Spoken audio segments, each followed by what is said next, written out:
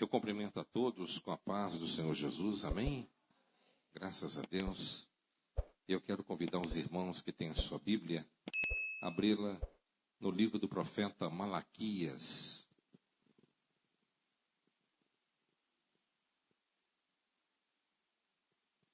É o último profeta do Velho Testamento.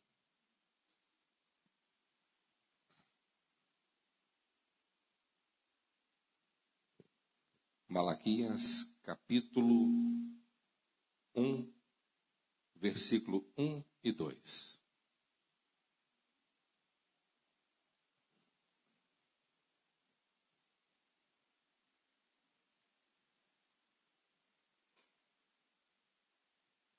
Malaquias, capítulo 1, versículo 1 e 2. Quem encontrou, diga amém. Eis a palavra profética de Yahvé, o Senhor, contra Israel, anunciada por intermédio de Malaquias, meu mensageiro. Eu sempre vos amei, assegura Yahvé. No entanto, vós me questionais, de que maneira nos tem amado? Ora, não era Esaú, irmão de Jacó? Relembra o Eterno, ainda assim amei Jacó. Amém? Os irmãos podem tomar o seu assento em nome do Senhor Jesus.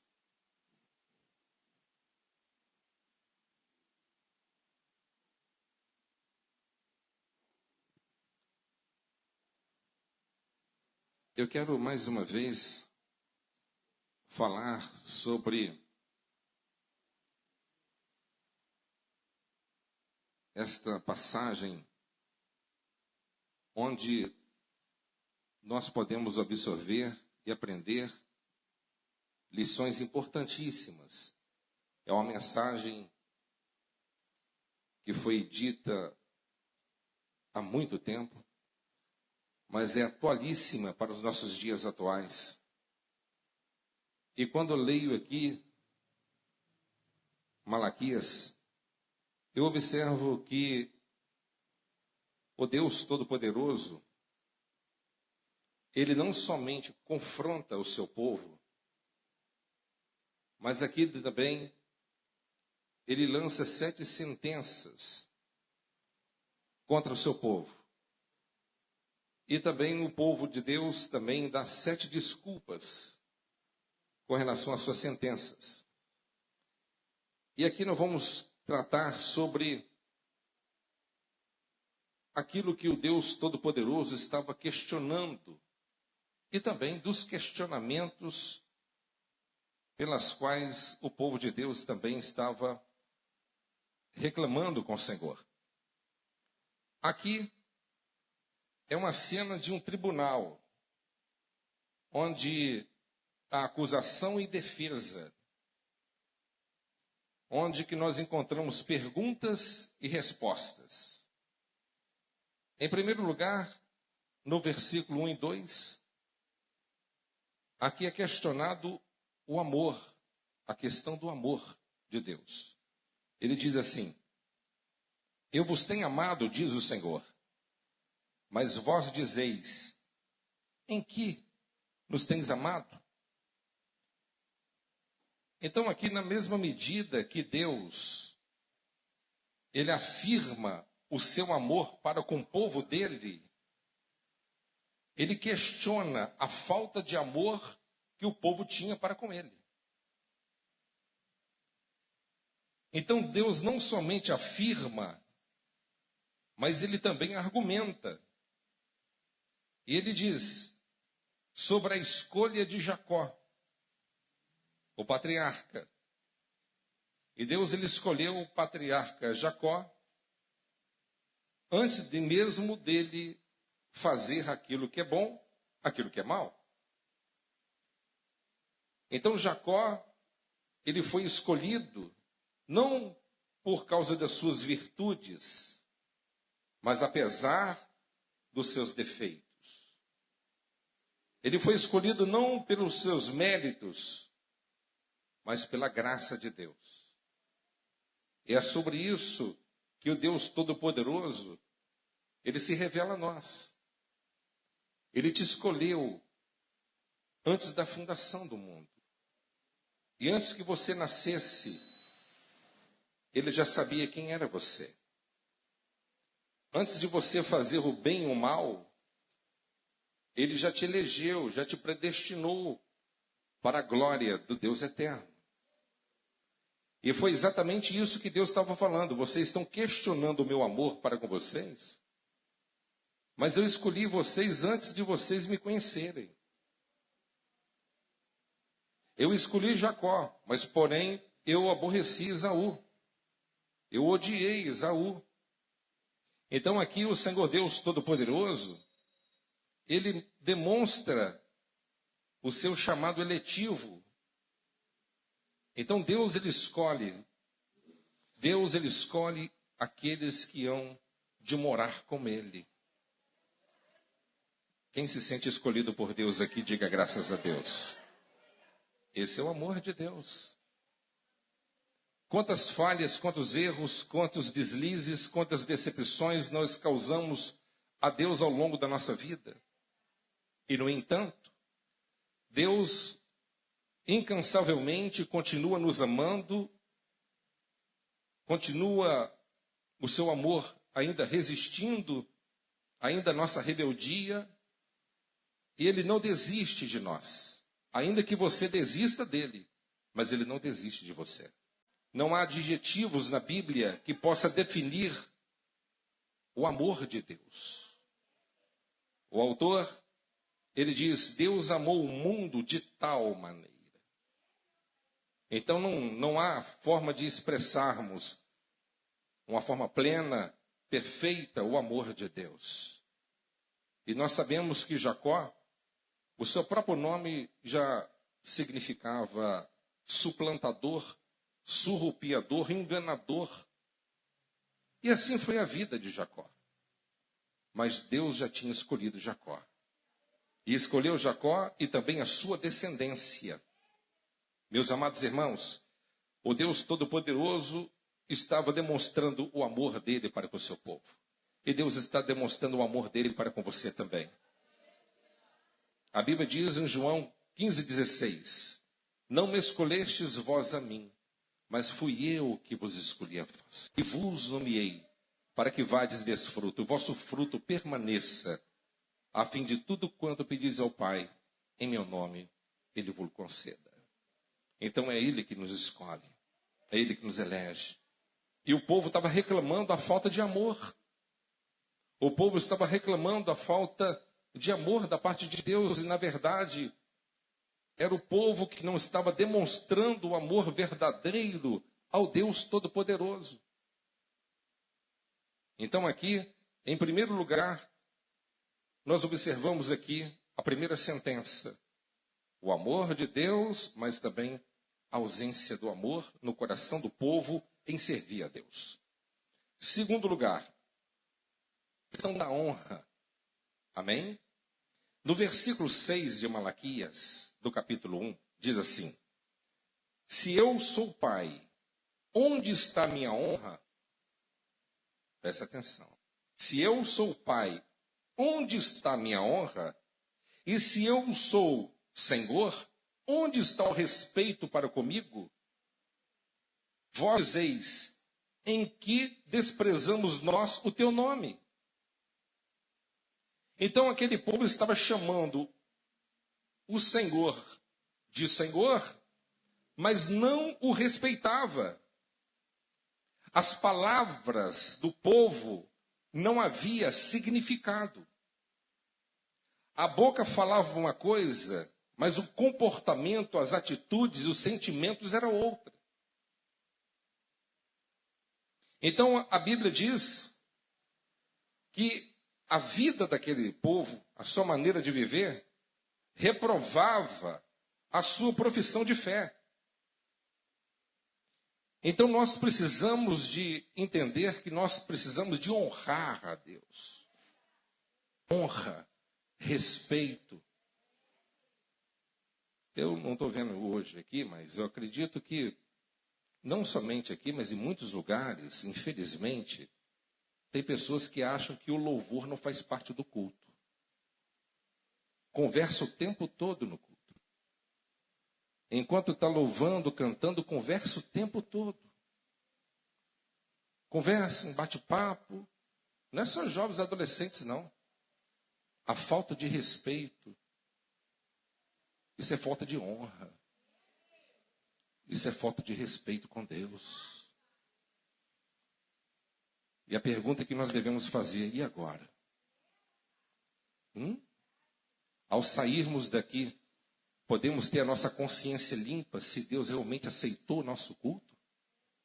Você acha que o louvor não faz parte do culto? Eu quero que vocês entendam uma coisa somente. No céu não haverá palavra, porque a palavra encarnada estará conosco. Lá haverá somente louvor e glorificação. Você tem que preparar o campo para que a presença venha. É igual a oração. A oração tem 3 estágios. Assim como o tabernáculo havia 3 estágios, assim a oração também. O campo da petição, o campo da adoração e o campo da contemplação. O campo da petição, onde você ora e fala. O campo da adoração, onde que você glorifica. O momento do silêncio com Deus, onde Deus ele fala com você. Quando você entrar na casa de Deus, tira a sandália dos seus pés, porque aqui é a terra santa, diz o Senhor. Tenha respeito com Ele. Há muitas pessoas que não têm respeito. Não têm respeito. E por isso entram e saem da igreja da mesma forma que entraram. Porque não honram a Deus. E aquele povo estava cometendo a mesma coisa. A falta de honra, a falta de respeito. Vocês observem até pela criação dos filhos hoje. Tem pais que não têm dado conta dos filhos que têm. Não respeitam os seus pais. Mas às vezes os pais também não são exemplos a serem seguidos. E por isso não recebem honra. Não são honrados. Por quê? Porque não dão exemplo. Mas há muitos filhos que têm recebido o bom exemplo, mas não têm colocado em prática. Mas tudo traz consequências esmagadoras para vidas desobedientes. Quem está me entendendo? Amém? Então, eles desonravam a Deus porque desprezavam o culto. Nós não podemos desprezar o culto. Amém? Nós não podemos desprezar o culto. Quando você chegar na casa de Deus, a evangelista está cantando, está louvando. Ela está louvando. A música, o nosso irmão Darcy, estão louvando, estão apresentando louvor para o trono. Aí o louvor vai subindo, ultrapassa esse telhado, ultrapassa o espaço sideral e vai chegando diante do trono de Deus. A Bíblia diz no livro do Apocalipse, quando os louvores chegam lá, há um silêncio de 30 minutos. A glória de Deus, Ele manifesta no coração do povo dele, enquanto o povo adora. Mas como que você vai adorar se tem alguém conversando com você? Como que você vai prestar o louvor se você não para de falar 1 minuto sequer?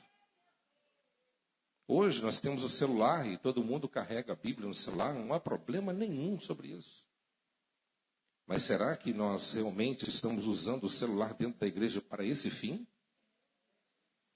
Será que nós estamos usando o celular para mandar mensagem, conversar com alguém ou fazer qualquer coisa? Preste atenção numa coisa. Não deixe nada distrair você quando você está na casa de Deus. Não permita isso. Não permita isso. Vamos voltar à prática de carregar essa Bíblia sagrada. Abriá-la, de ter prazer, amar a palavra de Deus, porque a palavra de Deus ela é vida. Então aquele povo, eles estavam desonrando a Deus, o culto, o templo, os sacrifícios, casamentos, dízimos, etc. Terceira sentença de Deus, a questão do culto. Olha só no versículo 7. Oferecei sobre o meu altar pão imundo, e ainda perguntais, em que te havemos profanado? Aí Deus ele disse, nisso que pensais, a mesa do Senhor é desprezível. Olha só que aquele povo pensava, a mesa de Deus é desprezível. Nós temos visto nos dias de hoje que boa parte da igreja não tem dado o devido valor à Santa Ceia do Senhor. Por causa de uma visita que chega na sua casa, por causa de um passeio, por causa de um compromisso, por causa de uma mera indisposição, nós estamos faltando a Santa Ceia do Senhor, desprezando o banquete de Deus. Sabe o que eles estavam fazendo aqui? Na hora de apresentar a Deus o seu sacrifício, pegava aquela ovelha manca, sardenta, doente, com a perna quebrada, velha, com seus dentes faltando. Pegava pães estragados, mofados. Deus não come mesmo, toma. A mesa de Deus é de qualquer maneira. Deus ele disse, eu sondo os vossos pensamentos e as vossas intenções. Amém? Então, meus amados, Deus é um Deus zeloso. E muitas pessoas perguntam, eu não sei por que Deus não fala comigo, porque você não tem respeito com Ele. Eu não sei por que Deus ele não trabalha na minha vida parece um deserto. Às vezes eu sinto um relapso de euforia na minha alma quando o movimento das águas está agitado, mas quando eu saio para fora, a sequidão continua. É porque você não tem sido respeitoso para com Deus. Nós temos que entender que a nossa vida, ela tem um propósito de glorificar a Deus e exaltá-lo para sempre. Amém? Temos que ter respeito com Ele. E esse povo, eles estavam tratando o culto de qualquer maneira. Ofertas desprezíveis. Meu Deus. Eles honravam mais os governadores do que a Deus. Quando chegava uma pessoa importante na igreja, no templo, olha, está conosco o ilustríssimo governador da Judéia, o ilustríssimo governador de Jerusalém. Honravam, né? Por causa da glória, por causa do dinheiro, por causa da influência. Quantos homens estão sendo honrados dentro da casa de Deus, mas o Deus Todo-Poderoso não é honrado. Amém? E isso realmente é algo que Deus ele estava reprovando na vida deste povo. E nós temos que estarmos muito atentos para que nós possamos prestar um culto racional a Deus. Amém? Um culto racional. Para que você saia da igreja com uma consciência limpa e sabendo que o Deus Todo-Poderoso está aceitando a sua devoção a Deus. Como que tem sido a sua oferta? Você está achando que eu estou falando de dinheiro? Não. Como que tem sido a sua oferta do seu tempo? Você tem vindo na igreja na hora que dá? No dia que você pode? Você faz como um católico? Como qualquer religioso? Que vive a semana inteira uma vida completamente voltada às suas próprias vontades e depois no final de semana vai lá para poder confessar os seus pecados e continuar levando aquela vida morna que você tem levado? Como que tem sido a sua oferta da sua vida? Você só vem no culto quando você é escalado? Você só vem no culto quando você tem obrigação a fazer? Se você não tem, porque você é tão ilustre, você é tão popstar, que você não pode vir no outro dia adorar a Deus como um simples servo? Será? Você está se sentindo incomodado? Graças a Deus por isso. Ainda você está do lado de cá dessa vida, porque no dia que você chegar do outro lado, você vai ter que se deparar com Deus Todo-Poderoso. Tome cuidado. Faça um pouco a mais daquilo que você tem feito. Se esforce mais um pouco para fazer a vontade de Deus. Não leve as coisas de Deus relaxadamente. Não leve. Eu não tenho um compromisso com um grupo de igreja. Eu não estou aqui para poder satisfazer a sua vontade. Eu não estou aqui para poder trazer uma mensagem de autoajuda, para poder massagear o seu ego e fazer você bem confortável e feliz. Eu estou aqui para machucar a sua alma se for necessário. Despertar você. tirar a ferida, arrancar a casca da ferida e colocar mentiolate, cura interior, para que você possa se tornar um cristão verdadeiro diante de Deus. Há muitos lugares que já não pregam mais a palavra da verdade porque tem medo de perder pessoas. Eu não me preocupo com isso. Eu me preocupo com as ovelhas de Jesus. As ovelhas de Jesus recebem a boa palavra e acatam a voz de Deus. Se eu estiver falando alguma coisa demais aqui, eu reconsidero o que eu estou falando. Mas se alguém puder provar que eu estou fora da Escritura Sagrada, com certeza eu vou usar esse microfone e falar, eu me desculpo que eu estou falando um pouco demais. Mas se ninguém puder provar o que eu estou falando ao contrário, então isso é a palavra de Deus. Amém? Vamos lá.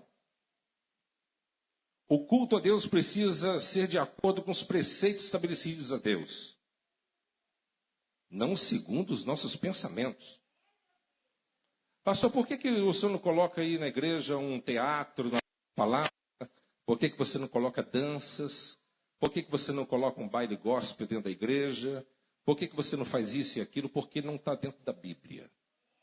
A Bíblia tem padrão. O culto não é engedrado pela mente do pastor.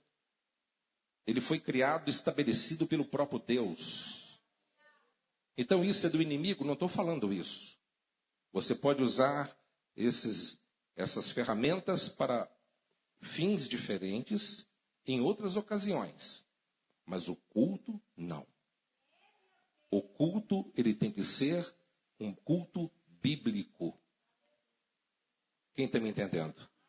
O culto bíblico. Amém? Hoje a gente está bem liberal.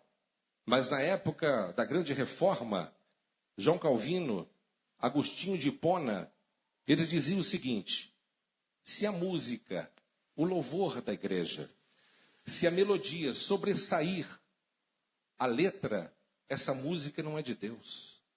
A letra tem que ter o maior peso. Amém? Dá para você entender. João Calvino demorou 25 anos para poder cifrar todos os salmos. As igrejas da Reforma Protestante, eles cantavam salmos. Então, por isso, nós também devemos tomar cuidado com as músicas que nós temos cantado dentro da casa de Deus. Porque há muitas músicas que são criadas por cantores mundanos, ímpios, que não têm compromisso com Deus, que não têm o Espírito Santo. E nós precisamos de ter discernimento do Espírito para apresentar ao nosso Deus, o Todo-Poderoso, o perfeito louvor. Amém, pessoal? Quarta sentença que Deus ele sentenciou aqui para o povo. A questão do caráter de Deus. Olha só que interessante.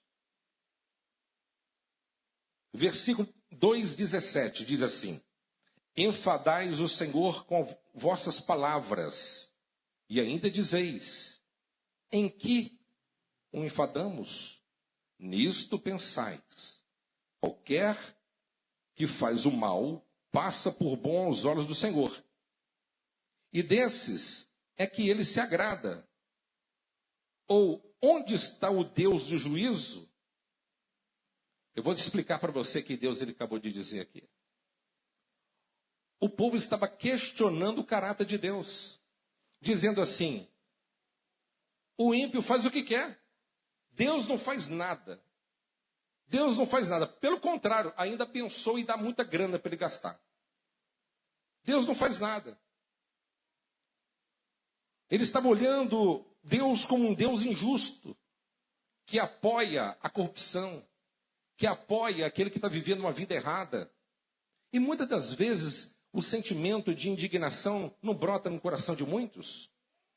Quando muitas das vezes você está enfrentando uma luta, uma dificuldade, um revés qualquer, e você começa a pensar: poxa, onde que está Deus? Onde que está o Senhor? Afinal de contas, eu tenho sido fiéis em algumas coisas. Por que Ele permite que eu venha enfrentar tudo isso? Tem tanto ímpio aí desfrutando do bom e do melhor, Ele não faz nada com eles.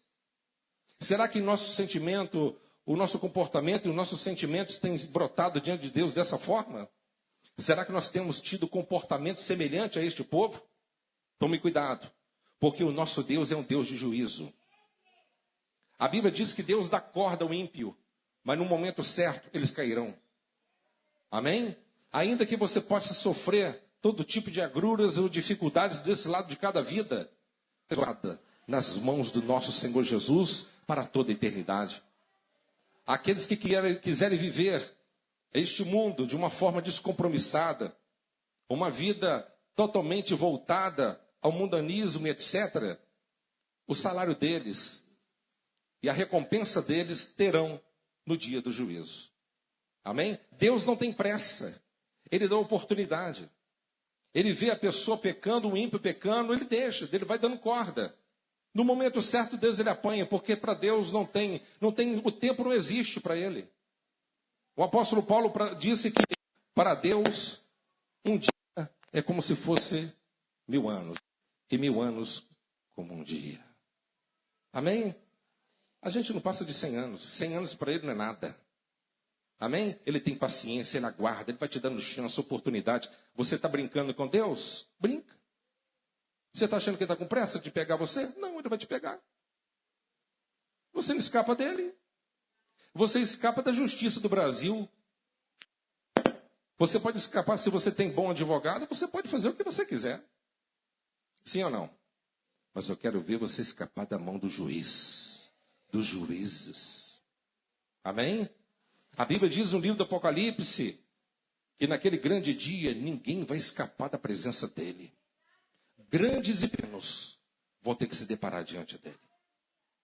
Grandes e pequenos. Adolfo Hitler vai ter que estar lá. Stalin vai ter que estar lá. Mussolini vai ter que estar lá. Naquele grande dia. Se não converteu, vai ter que estar lá. Mao Tse Tung vai ter que estar lá. Todos os perversos, Alexandre o Grande, se não converteu, todos vão ter que estar lá.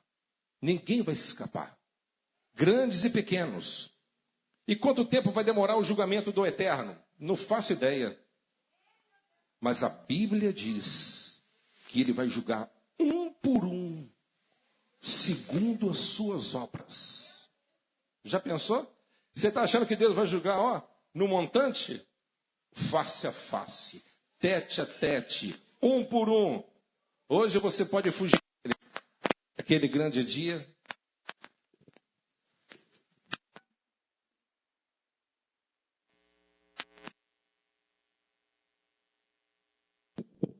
Naquele grande dia, o Deus Todo-Poderoso, ele vai encontrar com aqueles que viveram dessa forma.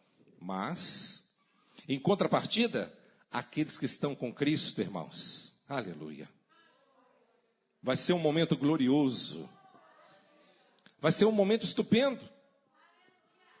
Nós chegaremos lá diante das mansões celestiais.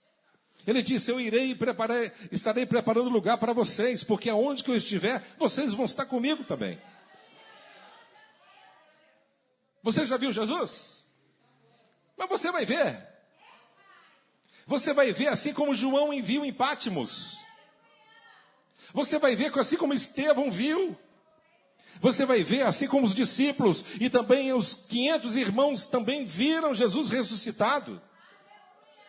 Só que nós vamos ter uma oportunidade ainda maior do que a maioria daqueles que tiveram oportunidade de vê-lo. Exceto João. Por quê? Porque nós vamos ver Jesus glorificado. E não vamos ver de acordo com o que ele é. Os seus cabelos brancos como a lã branca, os seus olhos como chama de fogo, a sua roupa de linho fino, um cinturão no peito, sapatos fumejantes, como se estivesse saindo da fornalha de fogo. E a sua voz como o som de muitas águas, ele olhando para mim e para você dizendo, servo bom e fiel, foste fiel no pouco, eu te abençoarei e entra no gozo do teu Senhor. Estaremos com ele. Estaremos com ele para sempre. É isso que ele tem prometido para nós. É isso que ele tem prometido para nós. Então vale a pena, meus irmãos, vale a pena nós nos abstermos de certas coisas desse lado de cá dessa vida, para poder nos apropriarmos de coisas sobrenaturais. Vale a pena você caminhar no caminho, trilhar no caminho da santificação, da obediência, do temor a Deus, porque Deus ele vai se revelar a você. Pastor, mas será que eu vou poder um dia olhar para a face de Deus? Se nem o próprio serafins olha para a face de Deus. Eles têm 6 asas, 2 para cobrir os rostos, 2 para voar e 2 para tampar os olhos, voar e tapar os seus próprios pés. Como que eu posso? Mas a Bíblia diz, foi Jesus que disse. Bem-aventurados os limpos de coração, porque esses verão a Deus. Aleluia. Então, meus amados irmãos, há uma promessa para nós. Uma promessa. E Deus, meus amados, o nosso Deus, o caráter dele não pode ser maculado. O nosso Deus é um Deus fiel, justo. Ele julga, a sua balança precisa. A sua balança precisa. E aquele povo estava olhando para ele, olhando como um Deus injusto. Assim como Asaf, com seus olhos turvos, olhando a prosperidade do ímpio e questionando: o que me adianta servir a Deus? O que me adianta ser levita na casa de Deus e compor hinos e louvores, enquanto eu estou vivendo uma prova medonha, a minha família não tem tudo que eu gostaria de ter, enquanto o ímpio come carne todo dia, vive uma vida babesca, vive uma vida com grande conforto, parece que Deus é com eles, não é comigo. Mas a Bíblia diz que no dia da inauguração do templo de Salomão, Asaf estava lá. E a glória do Senhor encheu todo o templo. E ele percebeu, versículo 18 de 73 de Salmo, ele percebeu que o fim dos ímpios era inevitável. Amém? Então a glória do Senhor, a presença do Espírito Santo nos traz esse conforto, essa alegria na nossa alma, meus irmãos. Deus é justo. Amém? Deus é justo. Em quinta acusação, a questão da conversão, presta atenção. Versículo 3 capítulo 3, versículo 7 de Malaquias, diz assim: tornai-vos para mim, e eu me tornarei para vós outros, diz o Senhor dos Exércitos, mas vós dizeis, em que havemos de tornar? Meus amados, pior do que a prática do pecado é a incapacidade de perceber que você está pecando. Eu vou explicar. Tem gente que ouve uma mensagem dessa e fica pensando assim: a fulana que devia estar aqui para ouvir isso. O fulano, infelizmente, não está aqui para ouvir isso. Ele devia estar aqui para ouvir. Esse tipo de pessoas. É a pessoa, Gil, por favor. É a pessoa comete o pecado, mas não consegue ver o pecado. A pessoa comete o pecado, mas não consegue ver. Todos nós, já viu aquele ditado? De médico e louco, cada um tem um pouco. Já viu? Todos nós aqui temos um pouco de médico. Né? As mulheres ainda mais. Eu tenho uma médica dentro de casa que me receita remédios. Estou tossindo, toma isso aqui. Toma isso aqui daqui que vai resolver. Né? Acho que a maioria são assim. Nós somos especialistas para poder detectar no olho do nosso irmão um cisquinho. Jesus disse, somos bons. Nós nos tornamos grandes oftalmos. Tem um cisquinho no seu olho aqui. Mas ele não consegue retirar trave. Ele é hipócrita. Que está no olho dele. Ele vê pecado nos outros, mas a podridão nele não vê. Para ele todo mundo, ninguém presta, só ele que presta. Todo mundo peca, ele não. É um perigo. Enquanto o Senhor está falando, esteja em silêncio. Tenha temor a Deus. Deus não pode falar com você, você falando ao mesmo tempo. Por favor. Então aqui, tornai-vos para mim, e eu me tornarei para vós outros. Então aqui o Senhor está falando sobre, ao ser encontrado pelo poder da palavra, e nos arrependermos realmente diante de Deus. Amém, meus irmãos? Arrependimento. Então o Senhor está dizendo aqui que nós precisamos nos voltar para Ele. Nos voltar para Ele e realmente nos convertermos de todo o nosso coração. Deus não se importa com aparência. Deus não se importa com o seu conhecimento. Ele quer saber se você é nascido de novo. Novo nascimento. Mas pastor, eu estou dentro da igreja, eu sou membro da igreja. Pastor, eu já li a Bíblia. Pastor, tem conhecimento da palavra. Nicodemos, ele era rabino, mestre de Israel. Nicodemos, ele era príncipe. Não tinha ninguém que conhecia mais de Bíblia do que Nicodemos. Ele era professor de teologia. Ele jejuava 2 vezes por semana. Ele orava 2 horas por dia. Eu tenho certeza que muitos pais judeus andando com seus filhos nas ruas, olhando Nicodemos com aquela roupa de linho fino, aquele quipá na cabeça, com aquela barba branca, ungida com óleo, olhava assim e falava assim: filho, quando você crescer, você tem que ser como Nicodemos, está vendo? Ele é o exemplo que tem que ser seguido. Ele foi procurar Jesus de noite. Chegou perto de Jesus e disse: mestre, eu bem sei, para realizar tais milagres pelas quais tu realiza, eu sei que o Senhor é de Deus. Jesus disse: Nicodemos, não te admires que eu vou te dizer para você. Você tem que nascer de novo. Porque aquele que não nascer da água e do Espírito não pode entrar no reino de Deus. Eu não sei se vocês entenderam. Você tem que nascer da palavra e do Espírito. Se você não tiver o Espírito, você não tem. Se você não tiver o Espírito Santo, você pode ter uma religião e conhecimento, mas não tem a essência de Deus. Vocês estão me entendendo, sim ou não? Amém? Sem o Espírito de Deus e sem um envolvimento direto com o Espírito de Deus, você não tem fôlego para caminhar muito tempo com Deus. Eu vou fazer um teste. Quanto tempo você orou hoje? Hã? O quê? Falou o quê? O quê? Quanto tempo você orou hoje? Está vendo aí? Como tu está fraco? Fraco. Quanto tempo você orou? Mas você quer bênção.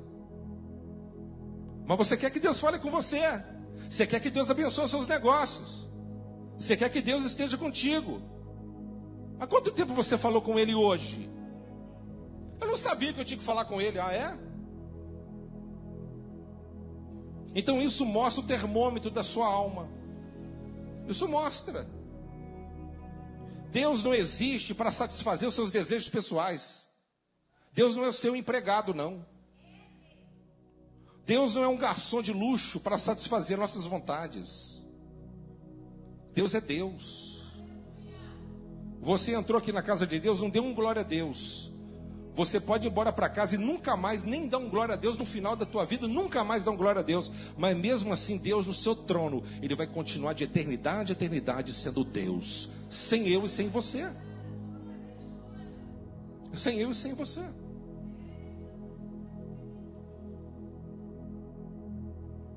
Você não consegue dedicar 1 hora a Deus, mas consegue trabalhar 14, 18 horas por dia para ganhar dinheiro. Você não consegue dedicar 1 hora de oração diante de Deus, mas você consegue ficar na beira de um rio pescando. Ou no pesca e paga, comendo uma porção e conversando fiado o tempo todo. Isso é muito bom. Conversar fiado com crentes é bom. Não há pecado nisso. Você fica 2, 5 horas num salão de festa comendo salgadinho ruim. Mas você não fica 1 hora conversando com Deus. Mas na hora que a situação apertar, você corre para Deus, né? Hã? Na hora que o dinheiro começa a cair, na hora que a crise começa a bater, na hora que a escassez começa a chegar, eu tenho que ir para a casa de Deus, né? Eu tenho que orar, né? É só assim? Você gostaria de ter um amigo interesseiro? Eu estava conversando com meu pai ontem, ele contou as histórias dele e tal. Quando ele tinha 18, 19 anos de idade, ele ganhava muito bem e tinha muitos amigos. E saía, pagava para todo mundo. Pagava para todo mundo. Todo mundo saía e gostava de sair com ele. Aí quando ele foi para o quartel, o dinheiro caiu, ganhava muito pouquinho. E às vezes não tinha para bancar para todo mundo. E os amigos, desapareceram. Todos eles. Completou 19 anos e voltou para a siderúrgica novamente, ganhar o que ele ganhava antes, 10 salários. E ali, ele pegou e falou assim: a partir de hoje, eu vou selecionar aquele que anda comigo. Ninguém gosta de gente interesseira, gente. Ninguém gosta. Você gosta? Você acha que Deus gosta de você? Se você não é desse tipo de gente, certamente. Então que nós possamos prestar um culto a Deus, não é só no domingo. Você tem que saber que você é um crente. Você é nascido de Deus. O culto não termina aqui nesse domingo, não. O culto continua na segunda, na terça, na quarta, na quinta, na sexta. Vocês estão me entendendo? Isso é ser cristão. Você sabe o que um judeu faz? Estava falando com os irmãos esses dias. O judeu ora 1 hora, Flávio. 1 hora de joelho. E ele fica mais 1 hora em silêncio. 2 horas ao todo. 1 hora falando com Deus e 1 hora em silêncio, sem falar nada. Nessa 1 hora de silêncio, ele fica aguardando Deus falar com ele. Mas no mundo que estamos vivendo, pessoas tão impacientes, uma correria frenética de um lado para o outro. Não temos tempo para conversar com Deus, e você está correndo atrás do vento, como diz Salomão. Você está correndo atrás do vento. E você não sabe, nós não sabemos o dia nem a hora que Deus ele vai nos chamar, e nós temos que estarmos preparados para encontrar com o nosso Deus a todo momento, que Deus. Em sexto lugar, Malaquias 3:8. Estudamos o livro todo, hein? Diz assim: roubará o homem a Deus? Todavia vós me roubais e dizeis: em que te roubamos? Nos dízimos e nas ofertas. Meus amados irmãos, não apenas o coração do povo estava longe de Deus, mas também o bolso deles. E quando fala nesse assunto, a gente tem que distrair um pouco, olhar para o lado, conversar. Eu já vi muitas pessoas perguntarem assim: eu nunca vi tanta gente tola para fazer tipo de pergunta como essa. Eu sou obrigado a ser dizimista? Eu sou obrigado a ser dar dízimo? Isso é só tolos que perguntam isso. Se você não conhece o que significa a palavra tolo, procura um dicionário quando você chegar em casa. Deus não te obriga a nada. Ele não te obriga nem você estar aqui hoje. Você não é obrigado a ir para o céu. Não há nada obrigado. Deus não obriga a nada. Mas se você do reino dele, tem algumas coisas que tem que ser colocadas em prática. Sim ou não? Naquela época os sacerdotes estavam passando sufoco. O templo estava em dificuldade. Não tinha azeite para alimentar o candelabro. Não tinha farinha para manter o santuário e nem manter os sacerdotes.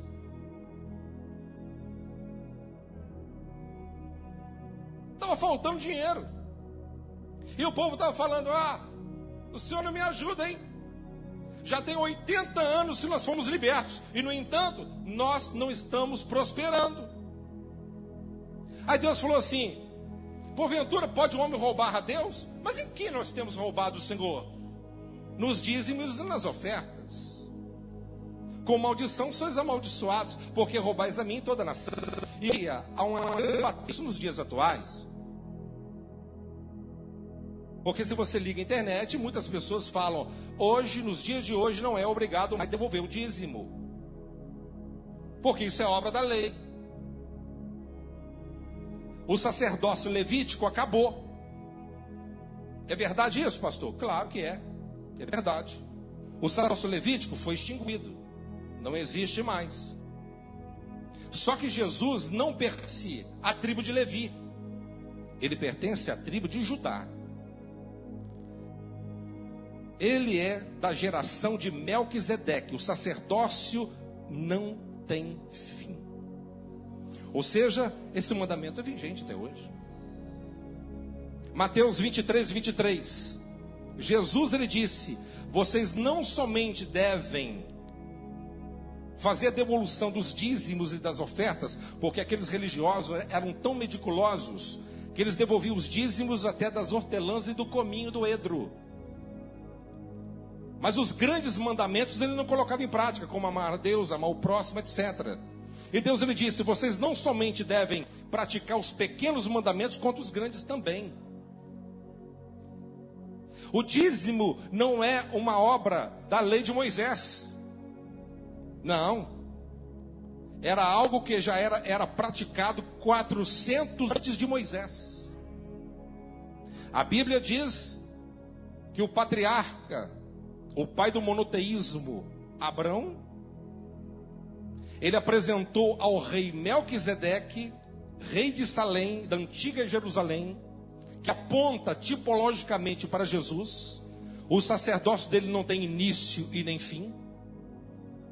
Ele apresentou diante desse sacerdote Melquisedeque todo o seu dízimo. E ali o sacerdote pegou e o abençoou. Tudo a sua casa. E podemos até reportar até os mais antigos.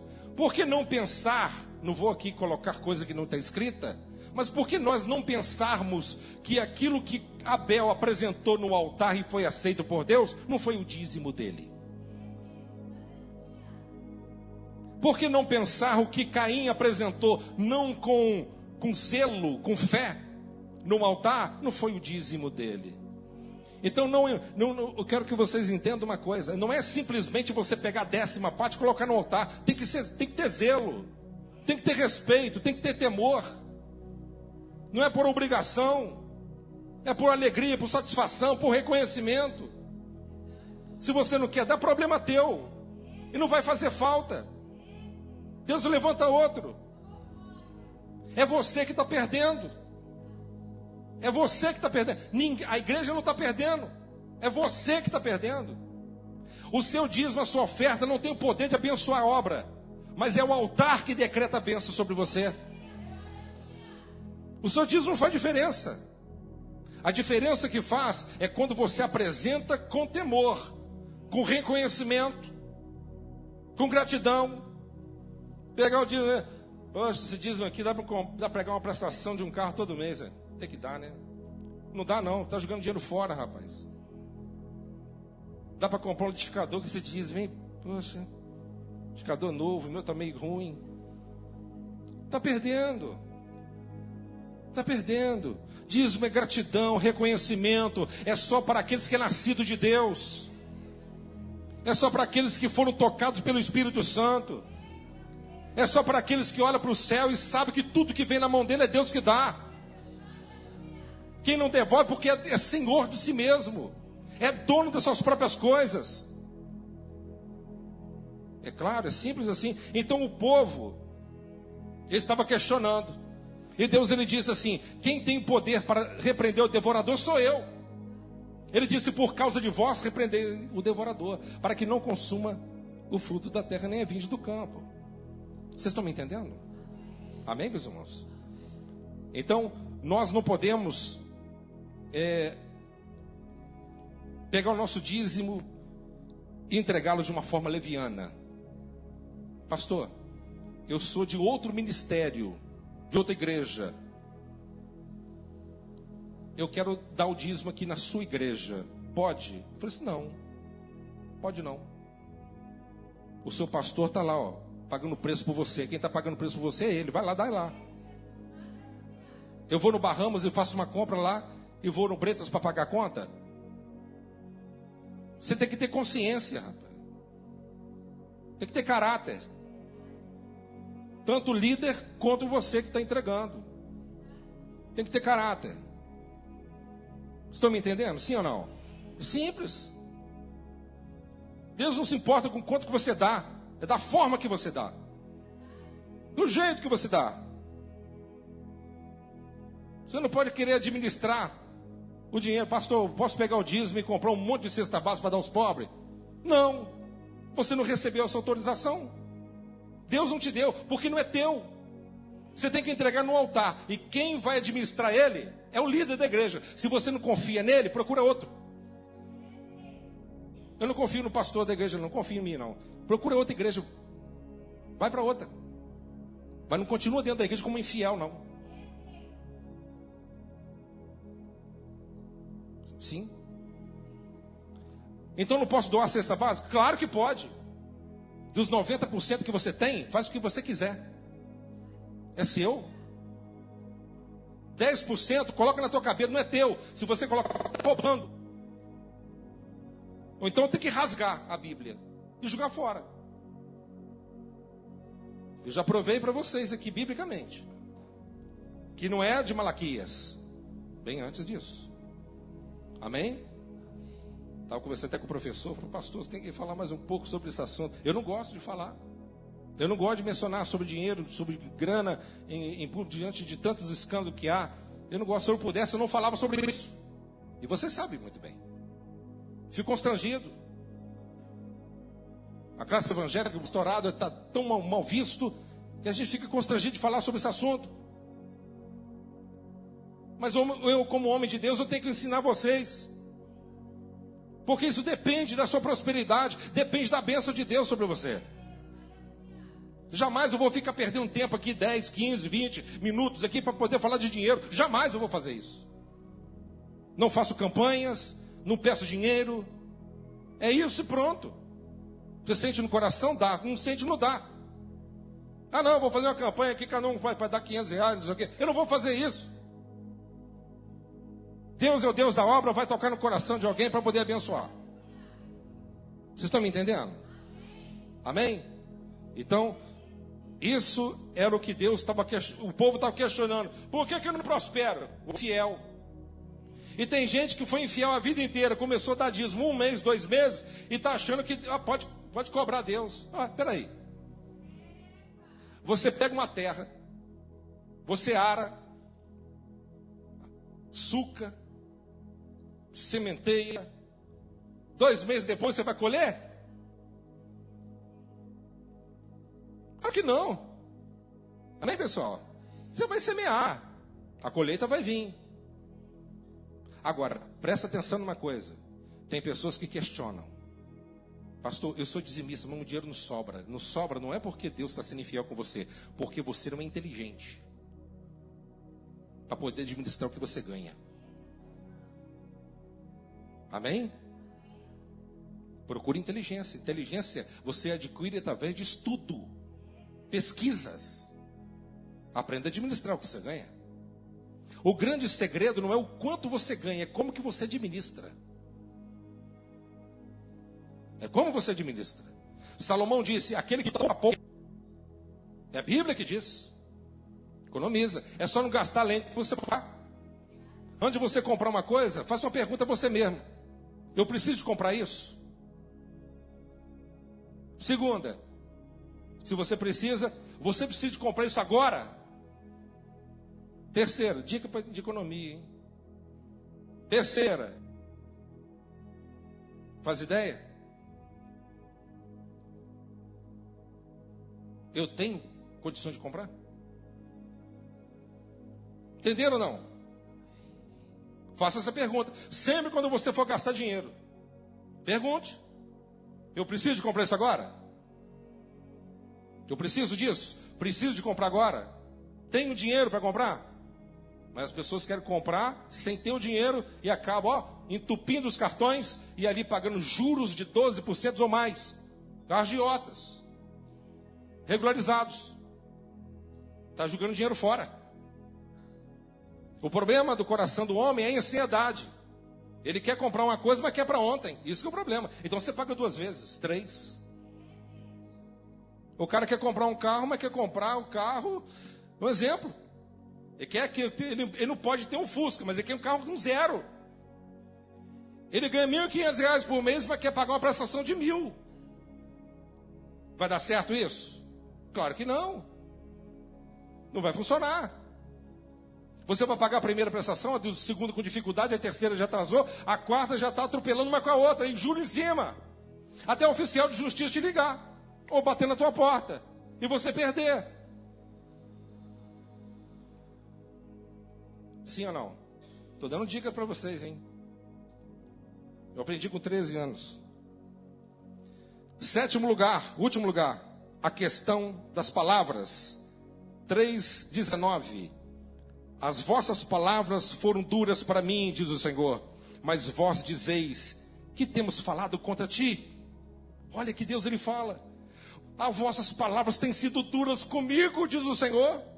E o povo fala assim: em que, hein? Em que nós temos falado duramente contra o Senhor?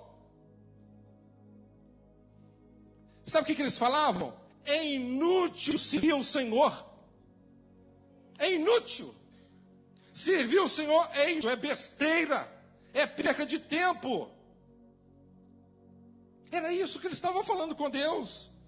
E Deus estava falando: vocês estão sendo duros comigo. As vossas palavras são carregadas de ódio, ressentimento e falta de reconhecimento. Vocês não têm reconhecido o que eu tenho feito por vocês. Eu não tenho abençoado vocês simplesmente por uma coisa, porque vocês não têm me honrado. Simples assim.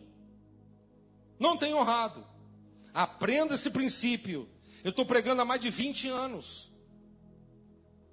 Eu estou ensinando.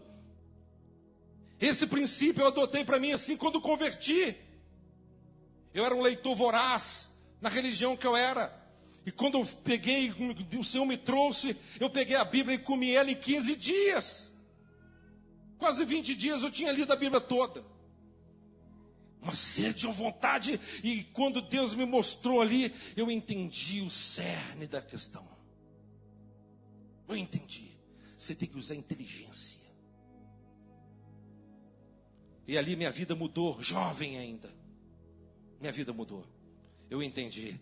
Deus é um Deus sério. E se eu levá-lo com seriedade, Ele vai me honrar. Se eu amá-lo, Ele vai me amar. Se eu demonstrar esse amor para Ele, Ele vai demonstrar para mim. Se eu rejeitar os pratos do mundo para servir a Ele, Ele vai reconhecer isso e vai me abençoar. Meus amados irmãos, tome cuidado, para que as suas palavras não venham a ser pesadas para com Deus o Todo-Poderoso. Há muitas músicas hoje em dia, que muitas vezes trata Deus como você, como o cara lá de cima. Irmãos, os judeus não pronunciam o nome de Deus, irmão. Em reverência. O nosso Deus é santo. O nosso Deus é santo e poderoso. Ele quer mudar a sua vida. Ele quer transformar a sua vida. Amém? Então, Deus ainda confronta a sua igreja. E Deus ele pergunta a cada um de nós: no que nós temos sido culpados? Que desculpas estamos dando? É tempo de arrependimento. É tempo de nós voltarmos para Deus. Amém? Faça uma análise na sua própria vida e veja onde que você está errando, o que você pode fazer de melhor para com Ele. Faça uma aliança com esse Deus poderoso e fala: não, eu quero mudar a minha vida, eu quero mudar o meu estilo de vida, eu quero mudar a minha forma de adoração, eu quero mudar a minha vida na presença desse Deus tremendo e poderoso, e Ele vai mudar e transformar você. Quem me entende? Amém? Vamos colocar de pé.